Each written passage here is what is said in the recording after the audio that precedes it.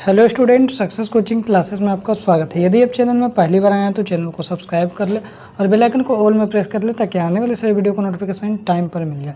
तो आज हम लोग डिस्कस करने वाले हैं क्लास 12 का इकोनॉमिक्स का जो आपका वीकली टेस्ट 16 अगस्त को होने वाला है। उसके लिए हमारा वीडियो का सेट 2 होने वाला है। तो अगर सेट 1 आप नहीं देखें तो उसका प्ले लिस्ट बना हुआ है, आप जाकर देख लीजिएगा। ठीक है, तो ये हमारा सेट 2 होने वाला है। सेट 1 आप जरूर देख लीजिए। इसमें हम आपको बताने वाले हैं अध्याय 3 है मुद्रा और बैंकिंग के बारे में कुछ इंपॉर्टेंट क्वेश्चन आपको बताने वाले हैं। तो चलिए हम लोग वीडियो को स्टार्ट करते हैं आगे। देखिए, सबसे पहले यहाँ पर क्वेश्चन क्या बोला है, जो निम्नलिखित में से कौन सा विनिमय का सर्वोत्तम साधन है, सबसे बेस्ट साधन है। तो देखिए, सबसे बेस्ट साधन क्या होगा, मनी रहेगा तो विनिमय का सबसे बेस्ट साधन हो जाएगा। आगे देखिए, मुद्रा ने क्या दूर किया है भाई, तो सामाजिक बुराइयों को दूर किया, आर्थिक बुराइयों को किया, या सरकार की समस्याओं को दूर किया है, या वस्तु विनिमय प्रणाली की कठिनाइयों को दूर किया। तो हमको ये पता है जो वस्तु विनिमय प्रणाली की कठिनाइयों को दूर किया है।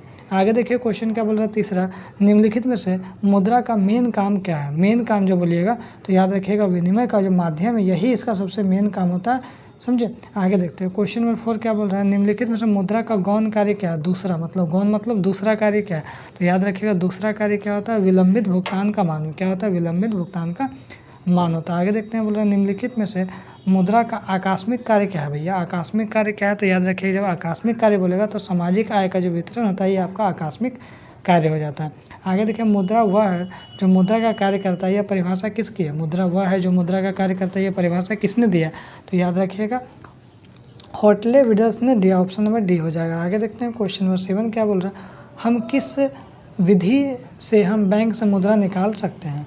तो याद रखिएगा कौन सा विधि से हम लोग बैंक से मुद्रा निकाल सकते हैं, तो विड्रॉ के द्वारा निकाल सकते हैं, चेक के द्वारा, एटीएम के द्वारा, तो इनमें से सभी हो जाएगा। आगे देखते हैं क्वेश्चन नंबर 8 क्या बोल रहा है, मुद्रा के स्थैतिक या गत्यात्मक कार्यों का विभाजन किसने किया है। तो याद रखिए किसने किया भाई, तो पॉल एजिंग ने किया है। आगे देखते हैं क्वेश्चन नंबर 9 क्या बोला, जनता का बैंक कौन सा होता है। तो याद रखिएगा जनता का जो बैंक होता है वो व्यापारिक बैंक जनता का बैंक होता है, केंद्रीय बैंक जनता का बैंक नहीं होता है।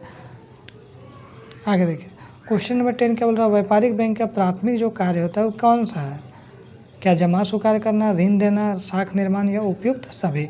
तो याद रखिएगा इसका राइट आंसर हो जाएगा ऋण भी देना होता है, जमाया स्वीकार करना, साख निर्माण, उपयुक्त सभी हो जाएगा। आगे क्वेश्चन नंबर 11 क्या बोल रहा है, साख जो है मुद्रा का विस्तार होता है जब नगद कोष अनुपात जिसको हम लोग CRR है क्या होता है, घटता है, बढ़ता है, या फिर दोनों होता है, या इनमें से कोई नहीं। तो याद रखिए इसमें क्या होता है, CRR घट जाता है। आगे यदि हम लोग देखते हैं क्वेश्चन नंबर 12 क्या बोल रहा है, तो क्वेश्चन नंबर 12 ATM का पूर्ण रूप क्या, लॉलीपॉप क्वेश्चन है तो ऑटोमेटेड टेलर मशीन हो जाएगा।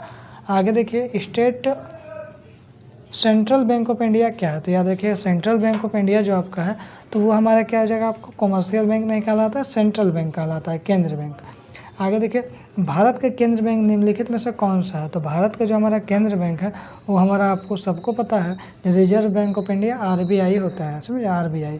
आगे देखते हैं क्वेश्चन नंबर 15 क्या बोल रहा है, केंद्र बैंक का कौन सा काम है भाई, केंद्र बैंक का आखिर में क्या काम है। तो केंद्र बैंक का याद रखिएगा नोट निर्गमन का अधिकार होता है, सरकार का बैंकों का बैंक हो क्यों केंद्र बैंक होता है, विदेशी विनिमय कोषों का संरक्षक केंद्र बैंक होता है, तो उपयुक्त सभी हो जाएगा। आगे देखिए केंद्र बैंक द्वारा कौन सी मुद्रा जारी करने का उसके पास पावर होता है, क्षमता होता है। तो याद रखिएगा कौन सा चलन मुद्रा जारी करने का क्षमता होता है। रिजर्व बैंक ऑफ इंडिया की स्थापना कब हुआ है, तो स्थापना अगर हम लोग देख लेते हैं तो 1935 में आपको रिजर्व बैंक ऑफ इंडिया की स्थापना हुआ है। आगे देखते हैं क्वेश्चन नंबर 18 क्या बोल रहा है, केंद्र बैंक साख नियंत्रण करती है। तो केंद्र बैंक जो है आपको साख नियंत्रण करती है बैंक दर के जरिए, खुले बाजार प्रक्रिया के जरिए, CRR के जरिए, तो उपयुक्त सभी हो जाएगा। आगे देखते हैं केंद्र बैंक का मुख्य कार्य मेन काम क्या है। तो केंद्र बैंक का मेन काम केंद्र सरकार का बैंकर या एजेंट या सलाहकार होता है, बैंकों का बैंक भी कहलाता है केंद्र बैंक का, नोट जारी भी करता है, तो इनमें से सभी हो जाएगा।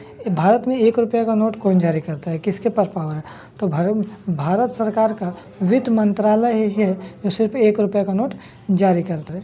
क्या है, बैंक का एजेंसी कार्य क्या है, तो याद रखिएगा ट्रस्टी का कार्य करना, ये क्या हो जाएगा, बैंक का एजेंसी का कार्य हो जाएगा। देखिए कुछ सब्जेक्टिव क्वेश्चन देख लेते हैं। ATM का पूर्ण रूप क्या होता है, ऑटोमेटेड टेलर मशीन।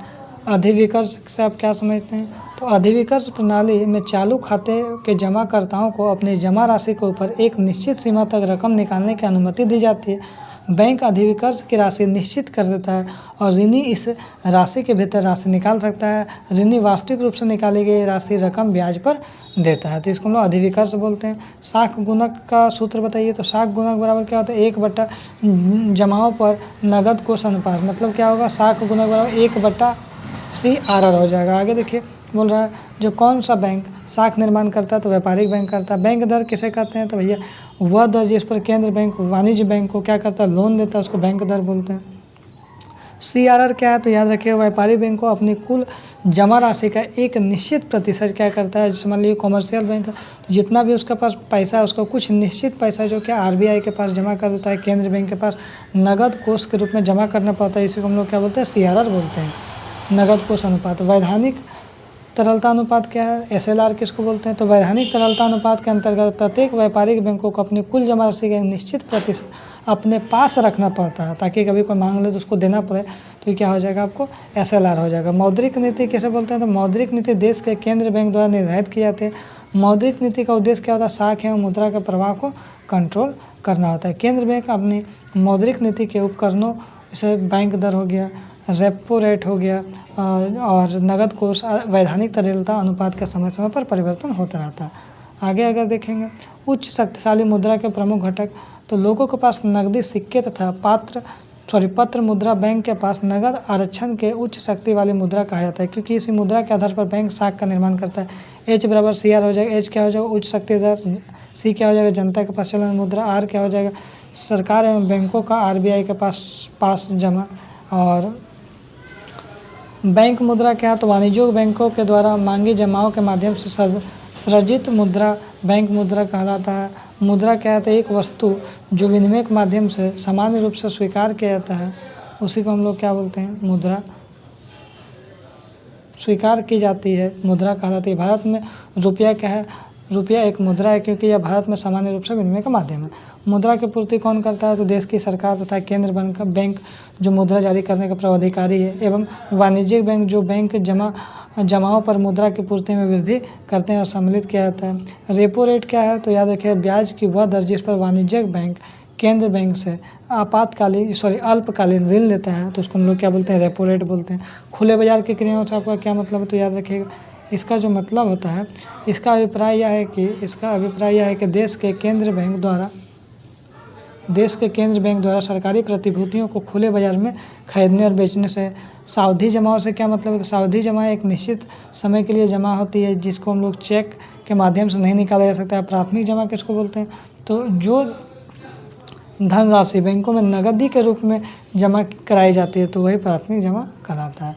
तो यदि हमारा वीडियो आपको अच्छा लगे तो लाइक करिएगा, शेयर करिएगा। अगर चैनल में नए हैं तो चैनल को सब्सक्राइब जरूर करिएगा। फिर मिलते हैं नेक्स्ट वीडियो में। Thank you so much.